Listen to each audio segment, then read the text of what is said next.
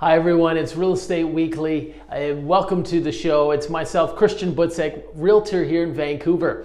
The topic of today's video is finding great tenants in COVID times. If you're an owner, investor, you've got tenants and they're moving out, what do you do? How do you find great tenants?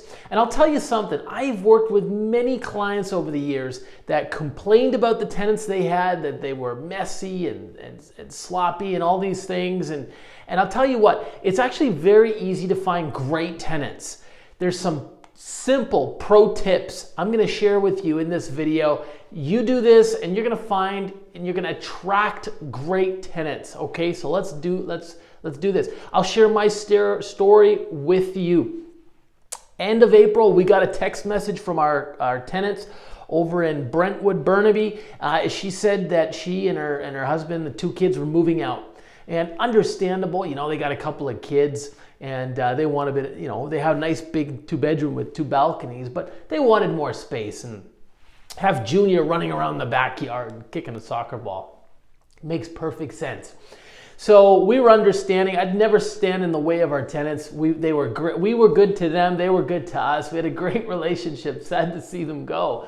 And we never raised the rent on them. That's something I'd recommend if you've got good tenants and you're getting a high rent on your unit. You don't raise the tenant rent. Now, here's something what we did. So they obviously gave the 1 month notice. They told us in April that they would be leaving in May. So the end of May, May 31st. And now we needed to find a new tenant. And so this is how we do it. And you can do this too.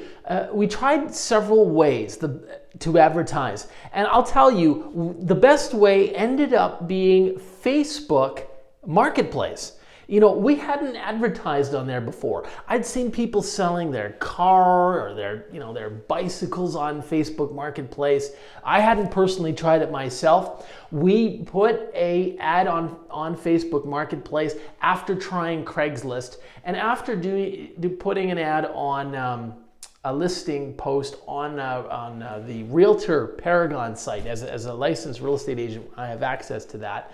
And actually, those two didn't work so well. The marketplace did, and what really it didn't work right off the bat. But after a couple of weeks, after we got a few responses, but they didn't seem serious, we spent a little money. Actually, we only put about $7 into an ad, and we started to get responses, good quality ones, on a daily basis. And very quickly, we ended up getting 2 wonderful tenants from just making a $7 ad. I mean, it's ridiculously cheap, right? Anybody can do this. And if you don't know how to do it, ask someone who's younger in your family, someone who's tech savvy. They'll show you through it. It takes like 5 minutes, and all of a sudden, I mean, you're getting phone calls. So it's a really great way to do it. So that's what I would suggest to you. Craigslist, not so much interest this time. In 2018, August, we got a lot of responses from Craigslist. This time, not so much. I think part of the problem with Craigslist is it's very anonymous, right? They don't know you and you don't know them. It's all kind of hidden. Whereas on Facebook Marketplace, it's easy for the buyer or the renter to check you out. They just click on your profile, they'll see your photo, they can look at your biography, and you can do the same for them. And it's just you just kind of, it's a little bit more personal that way. And the third way, I'm still not a big means of attracting tenants, is through a listing on Paragon, on the Realtor sites. I wouldn't suggest that for now. There's not enough eyeballs there. So that worked for us. Couple other things you want to do when you're listing your home. I always suggest you have professional photos done. It's not as expensive as you think. It cost us $150. It's pretty cheap. They come in, they'll take maybe 15, 20 shots, and there's a lot of light and brightness to the photographs. And when someone's seeing your ad online, that first impression is so powerful. Is it light? Is it bright? versus taking these photos with your iPhone and being dark, and you're standing, your reflections bouncing off the bathroom mirror. It's just a different quality. Go professional. It's worth it. You'll probably make $100-$200 a month more in rent just because it looks nice. It's got a bit of a they look light and bright. Second thing, the ad copy. Write good ad copy. I see a lot of these Craigslist posts which are just point form, bang, bang, bang, bang, bang. I've always thought that's a little impersonal. That's fine, but why not add a little bit more to your ad copy? I've always written a little paragraph saying, this is the kind of tenant I would like to have in our unit. And that's someone who's responsible, who's going to take care of the unit like it's really their own unit.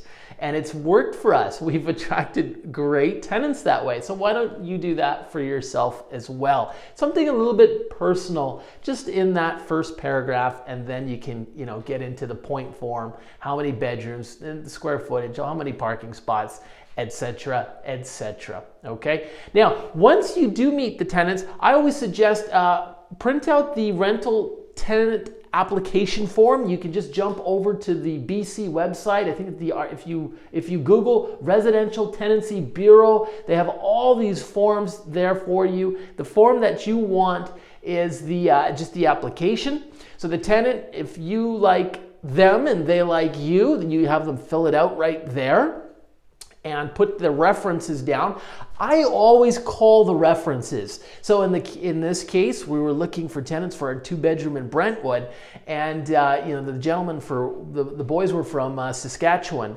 I called Saskatchewan, Regina, Saskatoon, talking to their former bosses, and so I started to ask lots of questions. What would you suggest that they could improve in terms of their work ethic and so on. You just kind of learn more about their personality that way, and whether they're going to take care of your unit or not, or you're going to have any trouble with them.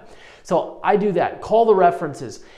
You can also do a credit check on the tenants as well. There's a number of websites. I don't recall the website that I use. My apologies for that. But there's a website, and basically it runs a credit check. It runs a criminal background check. A whole bunch of stuff. And you can easily do that. If you want to know the one I'm using, just drop us a line and I'll find it for you, and I'll share it. Okay, and so that gives you a little bit more background on the tenants, their ability financially to pay the rent, which is obviously what you want as an investor. So I would say that those are sort of the keys. That's kind of the process that I follow.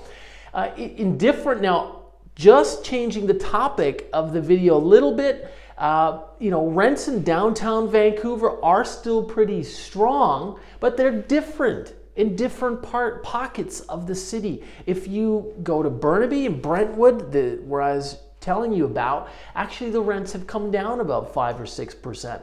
And the reason for that is several-fold. First, of course, we know it's COVID times, and that's hit our economy hard. A lot of people have been downsized, people working in restaurants, hospitality, in the airport, in the airline industry.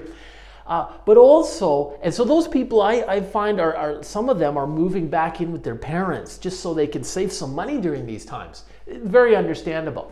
The second reason I think we're seeing more rental vacancy is in a place like Brentwood, where I was renting the 2-bedroom, there's more supply. On Gilmore, just north of Lougheed Highway, you've got 2 new towers. You've had the Escala and the Triumph Tower. A tower like that, both of them opened about in the last 6 to 9 months. And towers like that may have 250 units inside. So you might have 150 1-bedrooms and 100 2-bedrooms. So all of a sudden you got 300 1-bedrooms and 200 2-bedrooms hit the market in a period of 6 months, not even including the amazing Brentwood. And all of a sudden renters have so many more options. And so if you're an investor in that case, you got to understand your rent's going to be affected, right? It's going to come down. And if you can keep it at what you have, wonderful. Or maybe you work with your tenant, keep them there longer, and just keep them at the rent they have. Look for that in the Brentwood area especially. Lots of supply coming on because of all the tower developments and the completions coming up in the next couple of years. And so I think those are the key. Oh, and the third one I wanted to touch on here was short-term rentals. Obviously, the Canadian-U.S. border is closed. Airline travel through Vancouver Airport was down, I think, 75% in April. So there's less people coming here. Less people coming here means less demand for hotels for short term. I think we're going to see a lot of those short term, and we're probably already seeing it, those short term rental units get rented out long term. And often they are basement suites, maybe on Vancouver East and Burnaby. A family lives there.